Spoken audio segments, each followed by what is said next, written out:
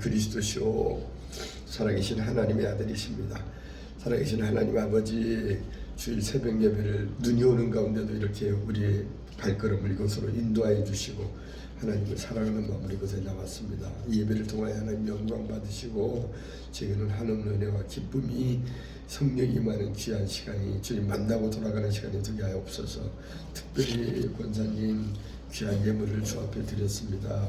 하나님 믿음은 눈으로 바라보게 하시고 두 랩돈, 한 고드란트, 한 과부의 헌금을 귀히 보셨던 하나님께서 이 드린 헌금을 귀히 보시고 하나님여 그의 마음의 소원을, 기도의 응답을 하나님 주실 줄을 믿습니다. 사랑하는 남편 하나님여 믿음이 하나님 마음속에 임하게 하시고 하나님 주를 아버지로 이렇게 부를 수 있도록 하나님의 자녀로 삼아 주시옵소서. 저희 사랑하는 아내도 함께 이곳에 나와서 또 박군성 장로님도 하나님의 많은 사람들이 주 앞에 나와 하나님을 예배하게 하여 주옵소서. 예수님의 이름으로 감사하고 기도하였습니다. 아멘. 오늘 마태복음 우리가 12장 50절이나 해서 한참 읽었죠. 우리가 오늘 본문으로 삼은 말씀은 9절에서 21절입니다. 그 말씀을 중심으로 했던 말씀을 나눌 텐데요. 오늘 말씀의 제목은 그리스도의 참 모습에 대해서 우리 주님의 참 모습이 어떤 모습인가 짧게 살펴보고자 합니다. 먼저 주제별로 말씀을 살펴보면은 8절까지는 우리 주님이 안식일에 인자는 안식일의 주인이다 라고 하시며 또 21절까지는 손마른 자를 고쳐주죠. 그리고 37절까지는 예수와 바알세불 그리고 성령에 대해서 이렇게 기록을 하고 있습니다. 그리고 45절까지는 악하고 음란한 세대가 표적을 구하지만은 보여줄 것은 요나의 표적밖에 없다라고 말씀을 하고 있고 마지막 50절까지 보면은 그 예수님의 어머니와 그의 동생, 형제, 자매가 나오죠.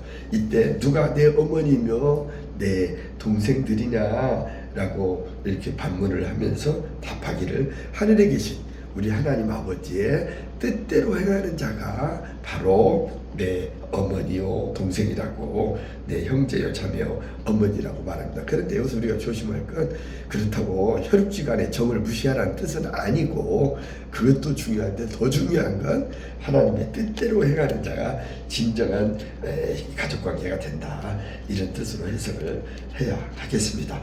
유익한 주석 한 100가지만 살펴보면은 10절에는 안식일에 병 고치는 것이 옳으냐라고 이렇게 물어보죠. 이때 탈무드에서도 그런데요, 위급한 환자인 경우에는 안식일에도 치료하는 것을 허락하고 있다라고 그래요. 이것은 안식일의 어떤 규정보다도 생명을 구하는 그 일이 하나의 규정에 얽매여서 생명이 죽어가는데 바라만 보고 있는 것보다는 그 생명을 귀하게 여겼다라는 그 해석으로 봐야겠죠. 그러나 이 바리새인들이 번연히 잘 알면서도 물어본 것은 예수님을 비난하기 위해서, 난처하게 만들기 위해서 했지만 우리 주님은 지혜롭게 잘 피해 나가죠.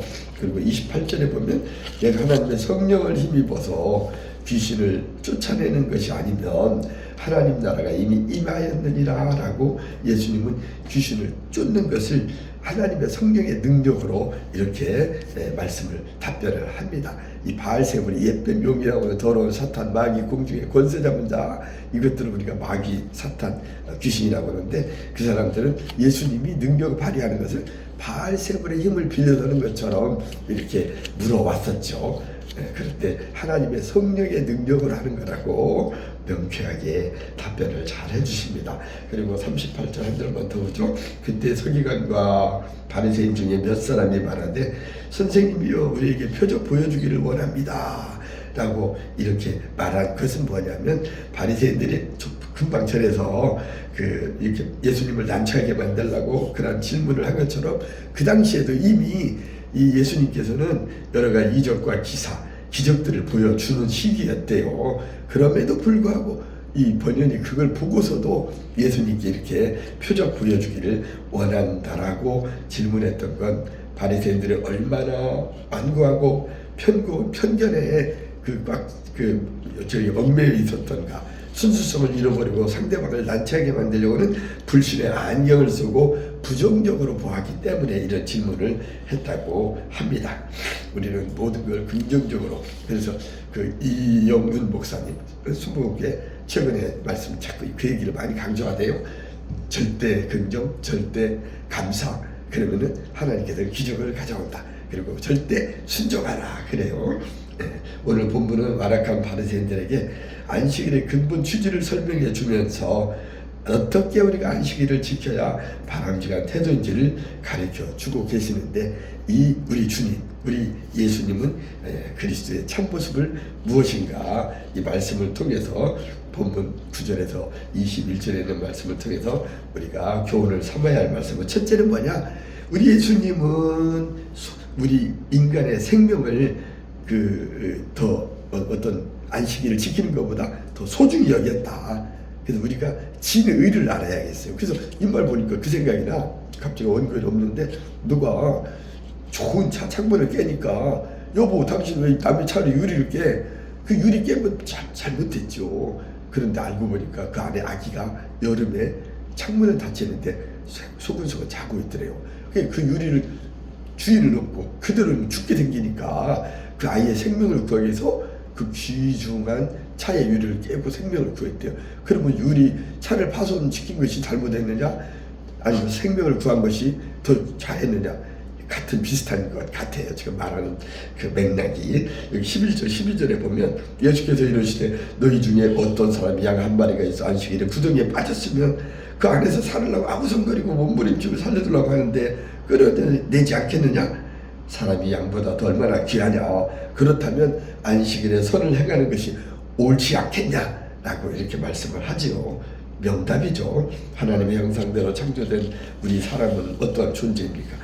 양보다 더 훨씬 존귀하고 정말 값어치 있는 그러한 우리 사람들이잖아요. 주님은 사람의 생명을 양보다 더 귀하게 보셨습니다. 유대인들은 율법의 규칙에 얽매여서 인간의 중요한 그 생명마저도 망각하고 이런 질문을 했지만, 그러나 우리 주님께서는 인간의 가치를 가장 소중히 여기며 그 어려운 곤경에서 해결하기 위해서 골고다의 언덕의 고난을 짊어지신 우리 주님께서는 지혜롭게 답변을 잘 해주셨어요. 그래서 마태복음 16장 26절에 보면 이렇게 그 답을 또 우리한테 제시합니다. 사람이 만일 온 천하를 얻고도 제 목숨을 무엇이 유익하겠냐? 목숨을 잃어버린다면 사람에게 무엇을 주고 제 목숨과 바꾸겠느냐라고 이렇게 말하고 있습니다. 목숨을 천하보다 값진 것으로 여기며 생명을 중시하며 인류를 구원하신, 십자가를 짊어지고 우리의 인간의 모든 죄악을 담당하시고 우리의 연약함을 담당했던 우리 주님의 말씀이 바로 한 인간의 생명을 중시했다는 걸 우리는 기억을 해야겠어요. 그래서 사람의 생명을 함부로 하면 안 돼요. 근데 요즘 보면 정치원의 사람들 보면 자기 때문에 몇 사람들이 자살하고 해도 그걸 뭐 아무 죄의식이 없더라고요. 제가 누구라고는 말씀 안 했지만. 둘째는 고쳐주시는, 치유하시는 예수님이에요. 13절에 보면 그 사람에게 이르시되 손을 내밀라 하니 그가 손을 내밀매 다른 손과 같이 회복되어 성하니라. 멀쩡해졌다는 거죠. 정상으로 돌아왔다는 거예요. 우리 주님께서는 안식일에 손을 행하는 것이 옳으니라 하시고 손을 내밀으라 하면서 병든 자의 손을 고쳐주셨습니다. 손을 내밀랄 때 믿고 손을 내밀었기 때문에 순종할 때에 고침을 받게 된 거죠. 우리가 말씀을 믿고 믿음으로 하나님 앞에 모든 걸 맡기고 순종할 때, 맡길 때 치유가 발생하고 역사와 이적과 기사가 일어난다는 것이죠.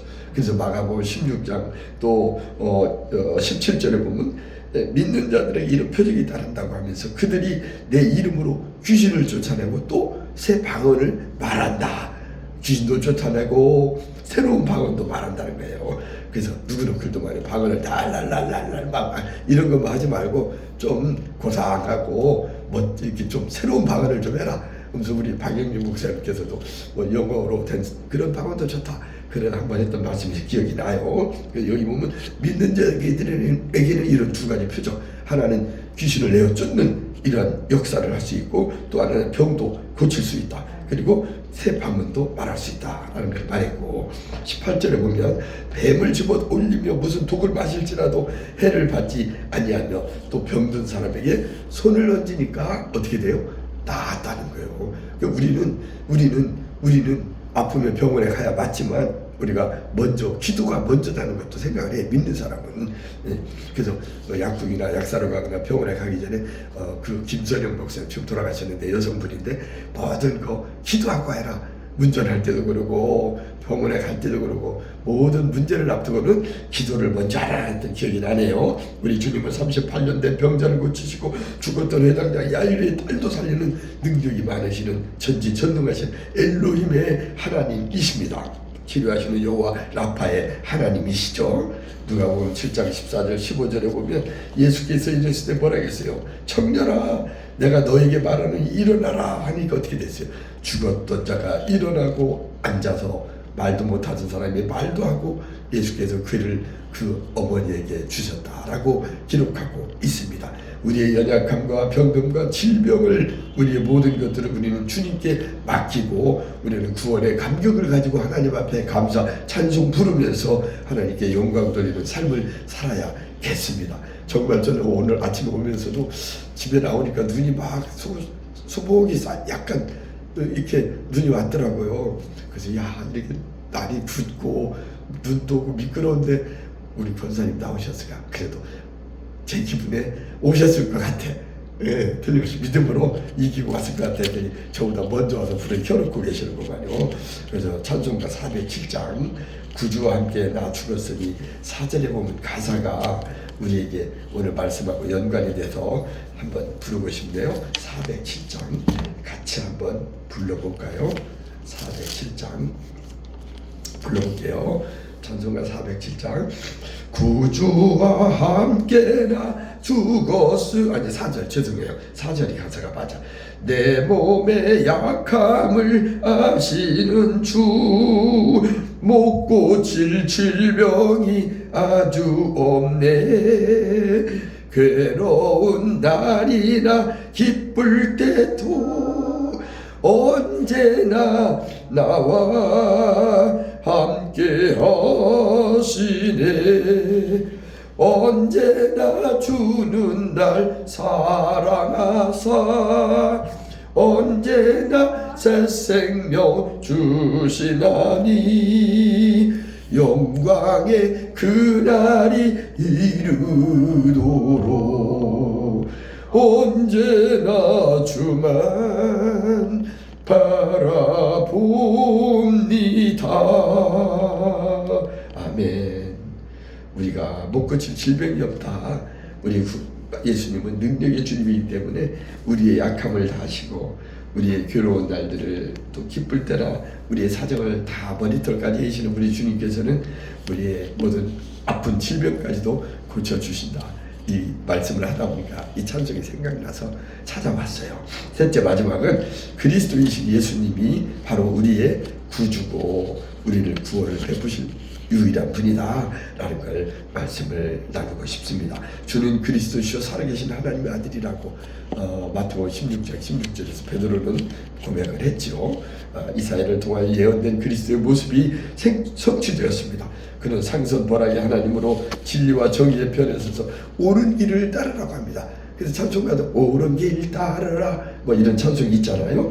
악에게 지지 말고 선으로 쌍을 이기고 우리는 늘 진리의 편에 서라고 말하고 있습니다. 악한 사단 마귀의 명이라고는 공중의 권세 잡은 바알세불인 사탄을 우리를 유혹해 올 때 우리는 하나님의 말씀으로 기도로서 성령의 검인 하나님의 말씀으로 우리는 무찔러야겠습니다. 우리 주님은 심판을 선포하여 진리를 알게 하시고 그러면서 뭐라 했어요? 진리가 너희를 알게 하리니 진리를 너희가 알지니 진리가 너희를 자유롭게 하리라 그랬거든요. 그래서 우리는 진리의 편에 서고 우리 정의의 편에 서서 살아야겠습니다. 진리를 베푸사 상한 갈대를 마저 꺾지 아니하시고 꺼져가는 불도 그 심지를 끄지 아니하시는 사랑과 인애와 자비가 풍성하신 우리 하나님으로 말미암아 우리는 우리의 생명의 주인 되시는 우리에게 힘과 용기를 주시는 우리의 희망을 주시는 우리 하나님만 바라보며 구원을 베푸시는 우리 하나님께 감사한 마음으로 이제 오늘 주일도 받고 하나님이 예수님이 이 땅에 우리를 위하여 오신 성탄절에 의미 있게 보내야 할 것 같아요. 세상 사람들은 성탄절을 그냥 성탄절 베이비란 말도 있잖아요. 그 베이비가 여러 가지가 있대요. 대학생들은 축제 기간에 아기들을 막 서로 연애하다가 나면 페스티벌 베이비라고 하는데요. 그리고 이때 성탄절에 또 여름철에 휴가 가서 아기 낳으면 뭐 하루데이 베이비라든가 뭐 그런 표현을 하고 이때 성탄절에 아기를 낳는다. 그래서 이렇게 그런 얘기도 있던가요. 근데 우리는 이 성탄절의 참 의미를 우리는 세상 사람처럼 막 먹고 마시고 막 춤추고 즐기면서 하는 게 아니라 진정한 주님이 왜 오셨는가 그것을 생각하면서 보내는 성탄절이 되었으면 좋겠다는 생각을 해봅니다. 이제 말씀을 마칩니다. 인자는 안식일의 주인이라고 하시며 안식일에 손마른 자를 고쳐주시는 우리 주님은 뭐였죠? 세 가지. 생명을 소중히 여기는 이러한 예수님이었다. 그리고 치유하는 고쳐주시는 여호와 라파의 이러한 예수님이었다는 것. 그리고 마지막은 이 그리스도이신 예수님만이 우리의 구원의 주라는 걸 우리는 알아야겠습니다. 주님은 부활 요생명이니 나를 믿는 자는 죽어도 살게 했고 무릇 살아서 나를 믿는 자는 영원히 죽지 아니하리라 라고 하신 주님께 우리의 삶을 모든 걸 맡기고 주님 뜻대로 순종하면서 이게 눈이 나리고 날씨가 좋지 않지만 우리는 주의 날 우리 하나님 앞에 예배드리는 날을 우리가 기억하고 하나님 여기시니 예배하는 자가 영과 진리로 예배할지라는 것처럼 우리 하나님 앞에 나와서 영과 진리로 예배드려서 하나님 홀로 영광 받으시고 우리는 그 예배를 통하여서 힘과 능력을 받고 삶의 소망을 얻는 귀한 예배 시간이 되었으면 좋겠다는 생각도 해봅니다. 이제 축도로 말씀을 마치겠습니다. 이제는 교회번이 되시는 우리 구주 예수님의 한없는 은혜와 우리 아버지 하나님의 극진하신 사랑과 성령의 역사가 그리스도의 참모습을 발견하고 우리도 예수님처럼 생명을 소중히 여기며 치유의 능력과 그리스도의 품성을 닮아가기를 원하는 저희들 머리머리 위에 지금으로부터 영원토록 함께 하시기를 간절히 축원하옵나이다. 아멘.